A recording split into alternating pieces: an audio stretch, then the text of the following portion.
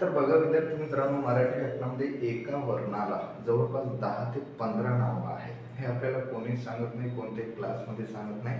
पण आता इथं तुम्हाला मराठी व्याकरणाचं जर MPSCचा अभ्यास करत असेल तर त्याबद्दल कसं आपल्याला लक्षात ठेवायचं काय नाही हे आता तुम्हाला माहिती पडणार. जसं बघा, आता एक वर्ण तुमच्यासमोर मी लिहिलेलं आहे बघा, र वर्ण. ठीक आहे. आता याला जवळपास 10 ते 15 नाव आपल्याला देता येतो. कसं? तर बघा, रला मराठी व्याकरणामध्ये पाय म्हणून आहे.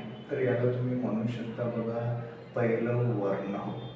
त्यानंतर याला तुम्ही म्हणू शकता हल. त्यानंतर म्हणू शकता याला तुम्ही व्यंजन. त्यानंतर याला परत तुम्ही म्हणू शकता बघा मराठी व्याकरणामध्ये घोष. त्यानंतर नाद. त्यानंतर सघोष. त्यानंतर परत म्हणू शकता मृदू. त्यानंतर म्हणू शकता याला तुम्ही अर्ध स्वर. त्यानंतर परत तुम्ही याला म्हणू शकता बघा अंतस्थ वर्ण. त्यानंतर परत तुम्ही याला म्हणू शकता बघा मराठी व्याकरणामध्ये द्रव्य वर्ण. त्यानंतर परत तुम्ही याला म्हणू शकता कंपित वर्ण. त्यानंतर परत तुम्ही याला म्हणू शकता संपर्क वर्ण. त्यानंतर परत तुम्ही याला मराठी व्याकरणामध्ये म्हणू शकता बघा अल्प प्राण.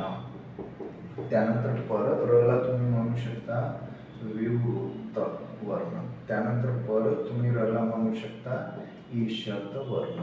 त्यानंतर बघा, सर्वात महत्त्वाचं पॉईंट, मराठी व्याकरणामध्ये र पासून तुम्हाला 4 प्रकारे जोडाक्षर लिहिता येतो. त्यातलं जोडाक्षर. तर बघा विद्यार्थी मित्रांनो, फक्त एका वर्णाला किती नाव आहे मराठी व्याकरणामध्ये.